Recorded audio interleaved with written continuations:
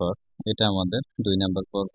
দেখো এখানে আমাদের বলছে f of x, y equal xy into x square minus y square root over x square plus y square যখন x, y not equal 0, 0 এবং 0 যখন x, y equal 0, 0 ফাংশনটি x, y equal 0, 0 বিন্দুতে অন্তরীকরণযোগ্যতা পরীক্ষা করো।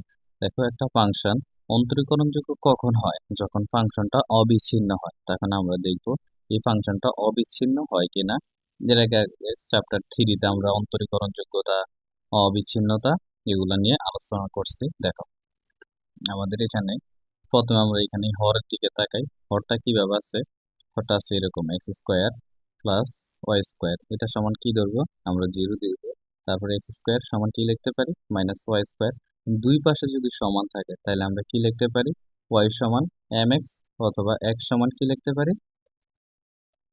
এম ওয়াই, এইভাবে লিখতে পারি। ঠিক আছে, এর আগে আমরা চ্যাপ্টার 3-তে এগুলো দেখাইছি। সেম ভাবে আমরা এখানে প্রথমে মনে করি বা ধরি ওয়াই সমান এম এক্সটা আমরা এখানে নিই। মনে করি ওয়াই সমান কি হয়? M x. ঠিক আছে, তারপর এখন আমরা এখানে একটা লিমিট নিয়ে আসি।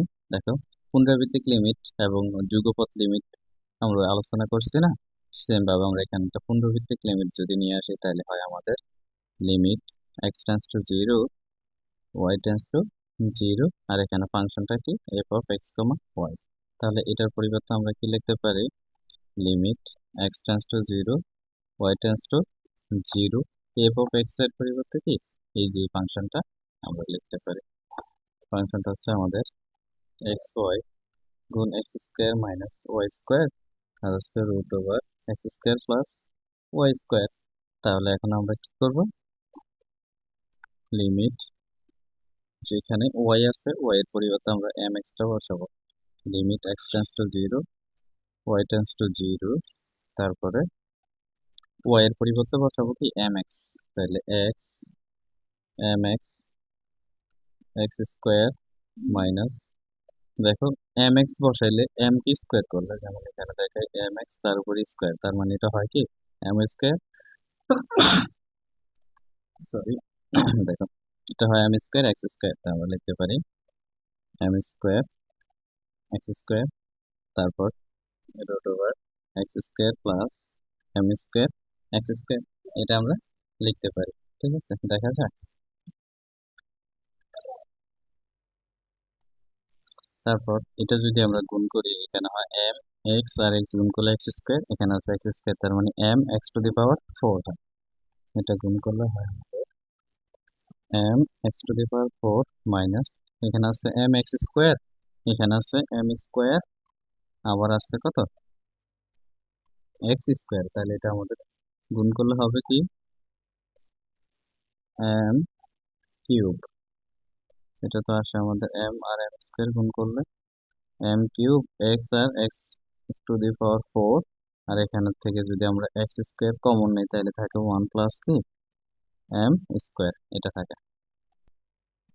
তারপর limit x tends to 0, y tends to 0, আমরা যদি উপর থেকে m x square m x to the power 4 common নিই, m x to the power 4 common নিলে এখানে থাকে 1, এখানে থাকে এম স্কোয়ার। তারপর এই স্কোয়ারে এক্স এর উপর স্কোয়ার আছে, তো এটা কি স্কোয়ার, এক্স এর উপর স্কোয়ারের রুটে কাটা গেলে এখানে থাকে এক্স, আর এই রুটটা 1 প্লাস এম স্কোয়ারের উপরে বসে।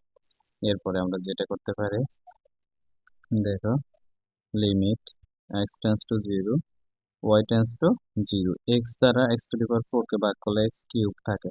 তাহলে আমরা লিখতে পারি m x cube 1 minus m square, আর হচ্ছে এক্স, এক্স তো এটা চলে গেছে, root over 1 plus m square. এখন এক্স এর মানটা এখানে আমরা 0 বসাই। এক্স এর মানটা যদি 0 বসাই তাহলে আর আমাদের লিমিট লেখা প্রয়োজন হয় না। তাহলে এম ইন্টু 0 তার উপর কিউব 1 মাইনাস এম স্কোয়ার, আর হচ্ছে root over 1 plus m square.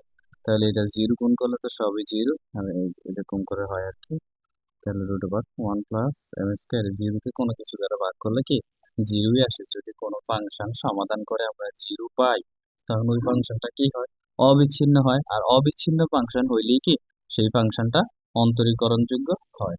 আমরা এখানে একটা কথা লিখে দিব এখানে, বা ইহা নির্দেশ করে, বইতে যেভাবে লিখছে, ইহা নির্দেশ করে f of x comma y ফাংশনটি, f of x comma y ফাংশনটি 0,0 বিন্দুতে অবিচ্ছিন্ন, 0,0 বিন্দুতে অবিচ্ছিন্ন। আমরা জানি কোন বিন্দুতে অবিচ্ছিন্ন হলে ফাংশনটি অন্তরীকরণযোগ্য হয়। আমরা জানি কোন বিন্দুতে ফাংশন অবিচ্ছিন্ন হলে, আমরা জানি কোন বিন্দুতে ফাংশন অবিচ্ছিন্ন হলে, ফাংশন অবিচ্ছিন্ন হলে ফাংশনটি অন্তরীকরণযোগ্য হয়। ফাংশনটি অন্তরীকরণযোগ্য হয়, অন্তরীকরণযোগ্য হয়। সুতরাং বই দেখে দেখে লিখতেছি। সুতরাং এক্স কমা ওয়াই ইকুয়াল 0,0 বিন্দুতে ফাংশনটি অন্তরীকরণযোগ্য, প্রদত্ত ফাংশনটি অন্তরীকরণযোগ্য,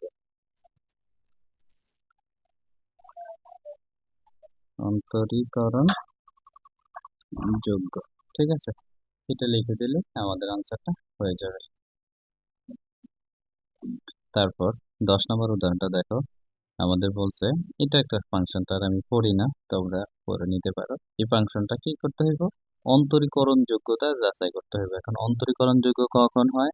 যখন ফাংশন অবিচ্ছিন্ন হয় তখন ফাংশন অন্তরীকরণ যোগ্য হয়, আর যখন বিচ্ছিন্ন হয়ে যায় তখন ফাংশনটা কি অন্তরীকরণ যোগ্য নয়। তা আমরা দেখি। দেখো এখানে সেম আমাদের x⁴ প্লাস y⁴ আছে, মানে দুইটারই পাওয়ার সমান আছে। আমরা দুইবার জিরো করলে এখানে y সমান mx আমরা নিতে পারি, সেটা আগে দেখাইছি 9 নম্বর উদাহরণে।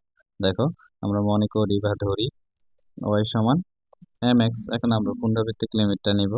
এখন limit x tends to 0, y tends to 0, f of x comma y। তাহলে আমাদের কি হয়? Limit x tends to 0, y tends to 0, এটার মান কত? ফাংশনটার মান x² y² x⁴ plus y⁴, x² y² x⁴ plus y⁴। এখন আমরা y এর পরিবর্তে mx বসাবো। তাহলে আমাদের limit x tends to 0, y tends to 0, x² আর হচ্ছে y এর পরিবর্তে mx তার উপরে স্কোয়ার x⁴ প্লাস mx তার উপর পাওয়ার 4। তারপরে limit x tends to 0, y tends to 0। দেখো x² আর এটার উপরে স্কোয়ার করলে হবে x² m², মানে এরকম আর কি। mx তার উপরে স্কোয়ার হলে আমরা লিখতে পারি m² x², এরকম হইলে তাহলে এখানে আমাদের থাকতেছে m² x² আর গুণ করবো x² দ্বারা, তার মানে এটা হবে m² x⁴। তারপর নিচে হয়েছে x⁴ প্লাস m⁴ x⁴, এরকম হয় এখানে। এখন আমরা যেটা করতে পারি, limit x tends to 0, y tends to 0, নিচ থেকে যদি আমরা x⁴ কমন নিই তাহলে আমাদের থাকে 1 প্লাস m⁴ x⁴ আর x⁴ কেটে দিতে পারি। তাহলে আমাদের সর্বশেষ থাকে সে কি, শুধু দেখো এখানে x এর মানও বসাতে পারবো না, y এর মানও বসাতে পারবো না, থাকতেছে m² আর হচ্ছে 1 প্লাস m⁴। ঠিক আছে, ইয়া সম্পূর্ণ m এর উপর নির্ভর করে। পুনরাবৃত্তিক লিমিট এর বৈশিষ্ট্যটা আমরা পড়ছি, m এর উপর নির্ভর করলে কি হয়? ফাংশনটা ভিন্ন ভিন্ন হয় এবং ওই ফাংশনটা অন্তরীকরণযোগ্য হয় না, এবং ফাংশনটাকে বিদ্যমান নয়। আমরা এটা পড়ছি।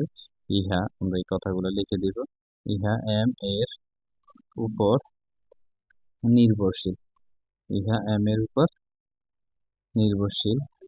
অতএব বা সুতরাং limit x tends to 0, y tends to 0, f of x y বিদ্যমান নয়, যেটা এম এর উপর নির্ভরশীল সেটা কি বিদ্যমান নয়। সুতরাং প্রদত্ত